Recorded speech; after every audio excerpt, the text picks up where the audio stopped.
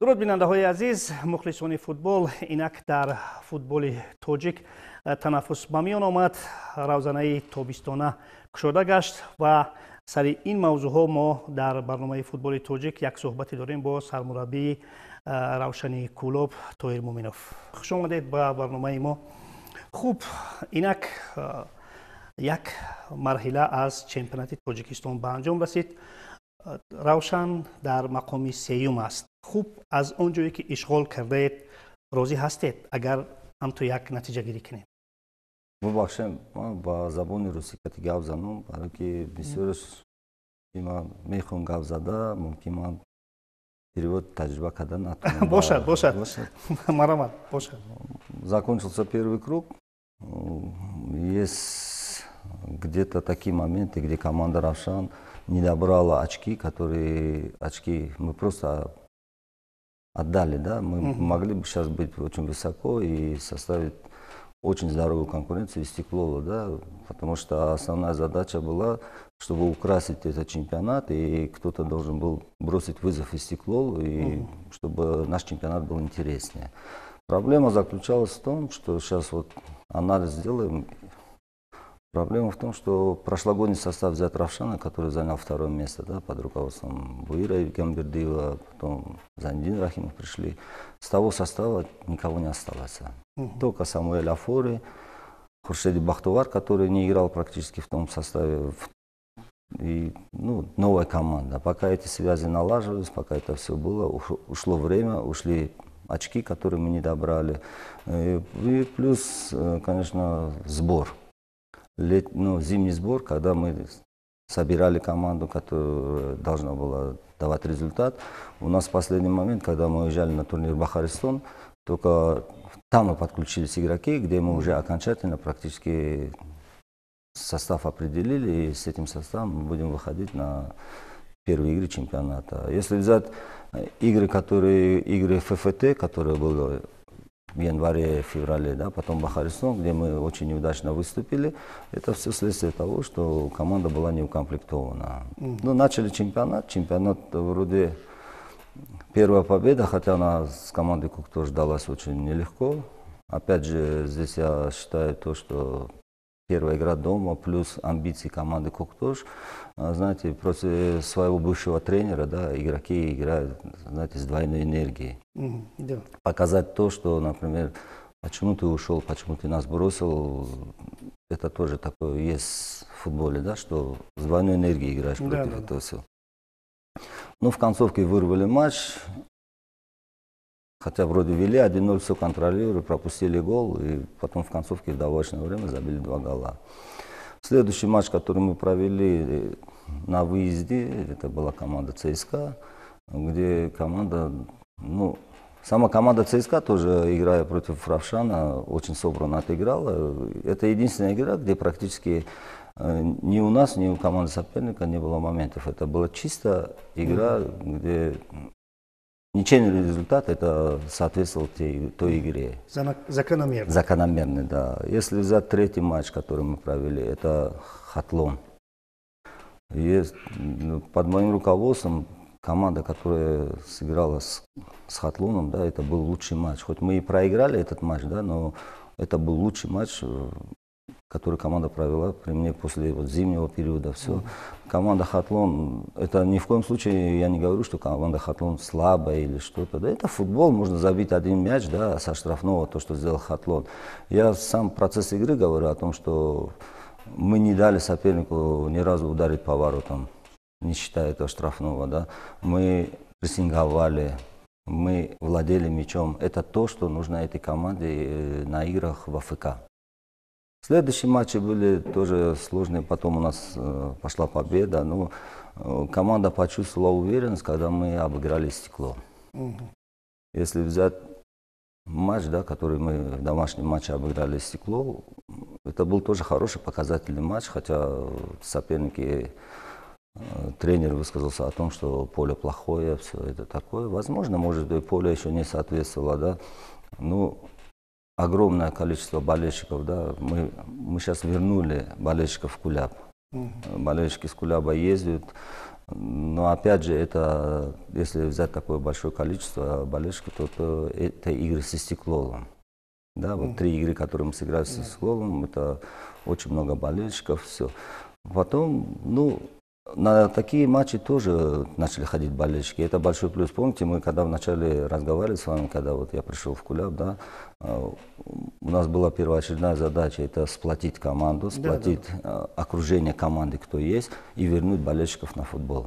Те игры, которые команда провела с Истиклолом, они были, ну, в плане самоотдачи, в плане дисциплины, в игровой дисциплине, да, когда все 11 человек на поле отдаются за каждый сантиметр поля, бьются, да, это очень хорошо. Плохо это то, что другие команды, да, вот с которыми мы встречаемся, даже в некоторых матчах тоже из хата, да, взять, если хотя бы 50% той самоотдачи, которая была с Истиклолом, я думаю, мы легко обыграли бы из хата, да.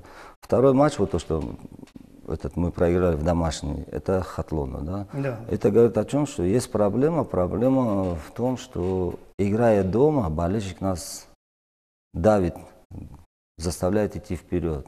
Здесь мы оголяем, значит, свои оборонительные действия, и здесь мы получаем контратаку.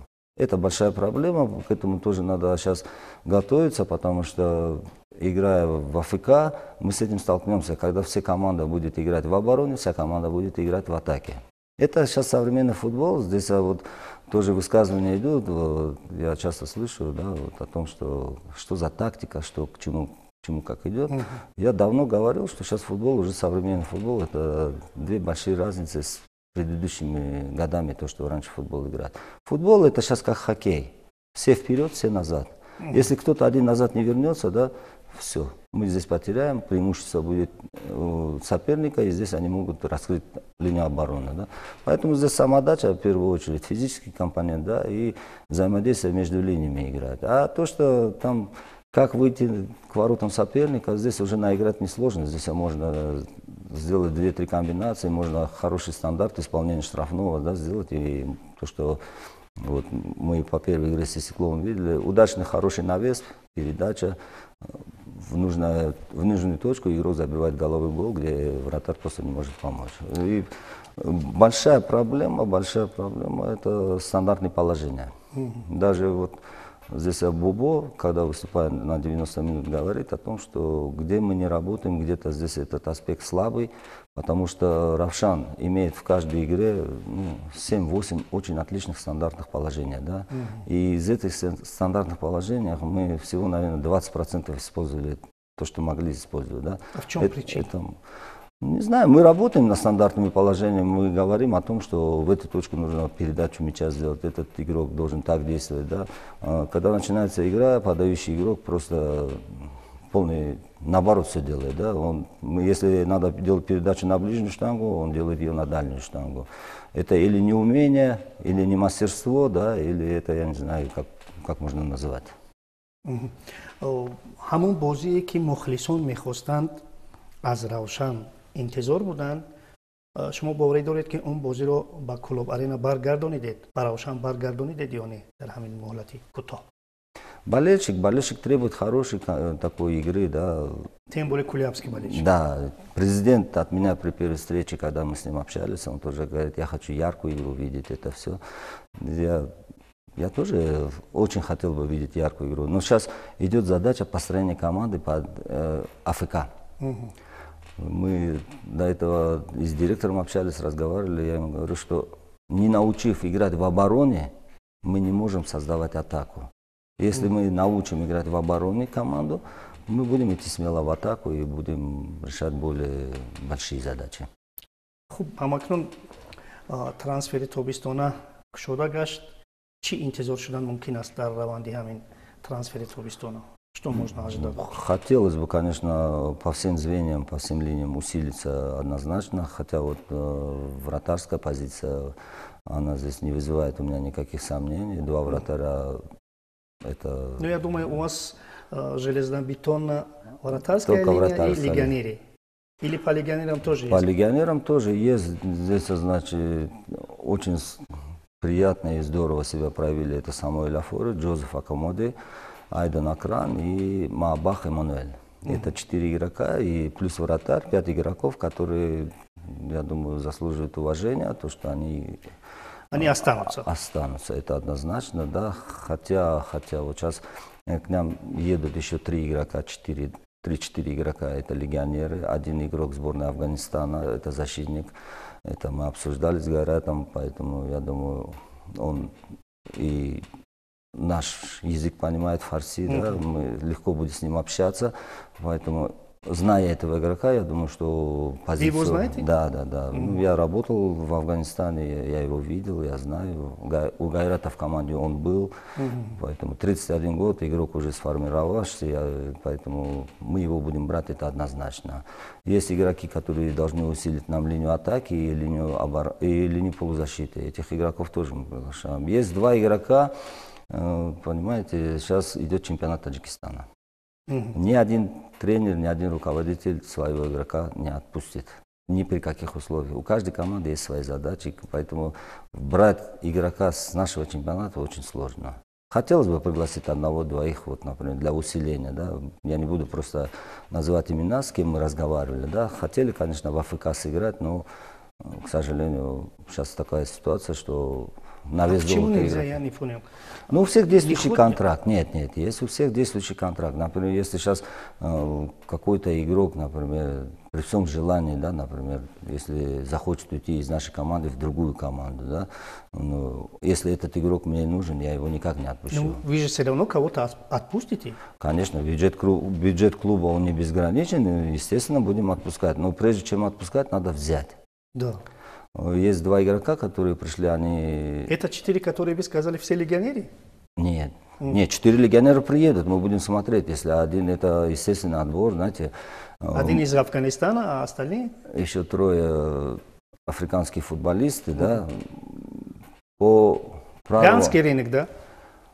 Там есть игроки с Камеруна, есть из других этих африканских игроки. Разницы нет, что они с Ганы или откуда-то. Просто по положению АФК мы имеем право заявить легионеров неограниченное количество на игры АФК. Здесь как мы договоримся, например, кто сильнейший будет играть и в чемпионате Таджикистана, и в АФК, а те игроки, которые будут только под АФК, мы будем их содержать, будем держать, мы можем иметь в своем распоряжении 10 иностранцев. Не, я имею в виду, этих 4 вы уже подпишете? Или просто на просмотр они приезжают к нам? Вот этого афганского защитника мы подпишем, это однозначно. Это потому что 5+1 игрок с Азии должен играть в АФК, поэтому один защитник, это с Афганистана, мы его подпишем. Другие игроки, ну, будем смотреть, кто из них на данный момент будет лучше. Мы будем рассматривать, подпишем. Опять же, все это упирается с тем, что бюджет клуба, как он позволит, например. В состоянии бюджет содержать этих игроков или нет, или как это будет. Нам тем более играть на 3 фронта. Это чемпионат, Кубок Таджикистана и игры в АФК. Это колоссальная нагрузка будет на игроков. К вам еще сватают Фатуло Фатлоева, даже Нуреддина Давронова. Ну, Нуреддин Давронов, по моей информации, скорее всего, с футболом уже закончит. Он идет на руководящую должность куда-то или там будет заниматься такими делами. Я бы был не против, если Нури поиграл под моим руководством. Я даже с ним как-то разговаривал и говорил о том, что когда он пришел ко мне в энергетик, и майку тогда 10 номер, я уже заканчивал, как играющий тренер был, я ему сам одел эту майку и дал дорогу в большой футбол, да, вот так сказать можно. Поэтому с Нуриком у нас хорошие отношения. Я говорю, может, у меня закончишь играть, прощальный матч тебе устроимся. Он говорит, не, ака я уже все, да.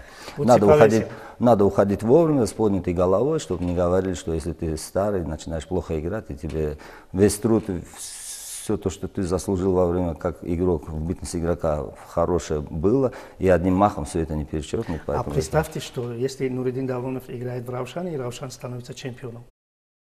Почему нет? Почему нет? Фатхулоев, да, по информации, то, что мы разговаривали с директором клуба. Я не против, если Фатхуло перейдет к нам. Но тут же идет информация о том, что Фатхуло предлагает, например, условия, которые его приглашает Ригар, даже Исхата приглашает Фатхуло. Но здесь уже во многом будет зависеть от того, куда захочет идти Фатхуло. Если у нас тоже очень хорошие отношения с Фатхуло, если мы как-то с ним разговаривали, когда-то, может, тоже под моим руководством поработаешь, я не против, если Фатхуло придет Равшан Куляб. Отлично. А кого отпустите? Скорее всего, кто уйдет? Я еще раз говорю, сначала мы возьмем игроков, а потом будем отпускать. Естественно, до 10 числа много прояснится, кто уйдет от нашей команды. Да? Есть игроки, которые недовольны игровым временем. Можете назвать? Ну, тот же Молодусов, он недоволен. Временем, да, Тойр Молодусов, хороший парень, мы с ним разговариваем. Ну, не знаю, мало времени игрового. Если так взять по большому счету, по статистике, которая была, да, он 3 игры выходил в основном составе. 3 игры. В других играх он много выходил на замену игрок. Здесь большая проблема в том, что играя, например, он был в Хадженте, он был игрок второго плана, всегда выходил на замену. Где-то помогал, где-то нет. Например, и мы с Рустамом, когда общались, он в плане человеческих отношений, да, качеств, это хороший игрок и воспитанный, очень здесь проблем нет. Проблема в другом плане. Если взять дисциплину команды, да, ну, здесь, если так 4 месяца, я занимаюсь только дисциплиной, я занимаюсь только воспитанием. Мы обсуждали это, опять же, с директором клуба. Это плохая тенденция. Тенденция, когда футболисты не понимают, что от них требуют. Куляб, болельщики Куляба, это открытая душа, это, да. Это здорово. Но болельщикам я объясняю, я говорю, вы не должны игрока взять с гостиницы и привезти мне его в 11:30 ночи накануне матча. Свадьба это или что там, это не важно, я говорю. В 10 часов игрок должен находиться в гостинице, в распоряжении клуба и готовиться к игре. А разве игроки этого не понимают сами? К сожалению, что есть режим, что есть дисциплина? К сожалению, я прихожу к выводу к тому, что сейчас это поколение, они не понимают этого. Если взять свою бытность футболиста, да, в 10 часов я ложился спать. Мне интересно было, даже если игры чемпионата мира шли, да, какие-то, смотреть, потом целый день разбитым быть, я на следующий день смотрел этот матч, например, даже если это был финал. Даже? Даже если это был финал, да. Я смотрел на следующий день, потому что надо было готовиться к тренировке. Тренировку-то никто не отменял. Да. Поэтому так. А этим игрокам, смотрите, есть ситуация. Игрок не попадает в состав. Сидит в раздевалке, да. Идет установка, да, и команда готовится к игре. Уже те 11 человек, которые готовятся к игре, да. Игрок сидит в телефоне, вот он на этом телефоне сидит, что в Инстаграме сидит, да? В Инстаграме сидит, в телефоне сидит. Вообще это неприемлемо. Я, хотя им предупреждал, говорил о том, что я могу один раз взорваться до такой степени, что взять телефон и разбить этот телефон. Опять же, лояльно отношусь, все-таки телефон вещь дорогая, потом уже он вообще перестанет относиться к этому делу очень отвратительно. И, я говорю, ты не попал в состав. Что на этом жизнь закончена. Бейся на тренировке, доказывай, что ты можешь играть, да. Тогда дороги открыты, есть игроки. Но если в общем плане взять, да, только Венгам Эммануэль, игрок, который ни разу не вышел у меня в стартовом составе, легионер. Остальные игроки все выходили в стартовом составе, у всех был шанс, все должны были играть. Поэтому какие претензии ко мне, если кто-то хочет со мной разбираться, говорит о том, я могу дать статистику, да, сколько ты отыграл, какую пользу ты принес. А кто должен работать над этим в команде? Тренер-психолог с ними? Кто-то должен работать, объяснять, что к чему? Это команда мастеров, команда, понимаете? Не детского сада. Не детского сада, да. Здесь команда, люди получают за это деньги. Вот недавно... Но все равно в топ-клубах же даже есть вот такие игроки. Например, Балотелли. Помните, да, знаете? Это единичный случай, да, где игрок нарушает, например, дисциплину, да. Но за это их наказывают, их штрафуют. Они, опять же, это все повторяется, делается, но это единичный случай. У нас это идет массово, особенно поколение. Вот сейчас игроки У-17, У-20, У-23. Не знаю, что сейчас происходит в сборной главной команды, да, но вот это поколение молодежи, это все зациклены на телефонах, это все то, что, например, если в 10 часов надо находиться в постели, в 11 часов надо спать, они могут до 2 ночи сидеть в телефоне. Мухаммад Шариф и Саид Ходжа, по-моему, в Инстаграме или в Фейсбуке уже вышло объявление, что он покидает клуб. Это его решение, и мы на эту тему с директором клуба обсуждали, говорили, значит, мне нужно иметь в своем распоряжении, я не буду говорить о том, что 22 человека, да, но хотя бы 16-18 человек, как единомышленники, единое целое. Независимо от того, что, знаете, вот опять подписывается контракт с игроком, да. Он подписал контракт, его все вроде устраивается. Мы завтра пригласим другого игрока под АФК. Он будет получать, например, в 2 раза больше, чем этот игроков. Это же не значит, что надо атмосферу менять в команде, что почему он стал больше меня получать или что-то такое. Если Месси получал там энную сумму в Барселоне, да, это не значит, что там Бускетс или кто-то другой должен предъявить претензии президенту клуба и сказать, почему Месси получает столько. Да, столько. Это есть контракт, ты подписал контракт, тебя на данный момент условия устраивали. Мы тебя подписали, если говорить по началу сезона, как игрока такого ведущего, да, чтобы он вел команду вперед. В плане игрового, да, ну, претензий как таковых таких больших нету, хотя есть излишки, да, есть, например, там, ну, они незначительные, но в плане дисциплины очень большие претензии. Вот в Кулябском Равшане кто, кроме вас, участвует в трансферах?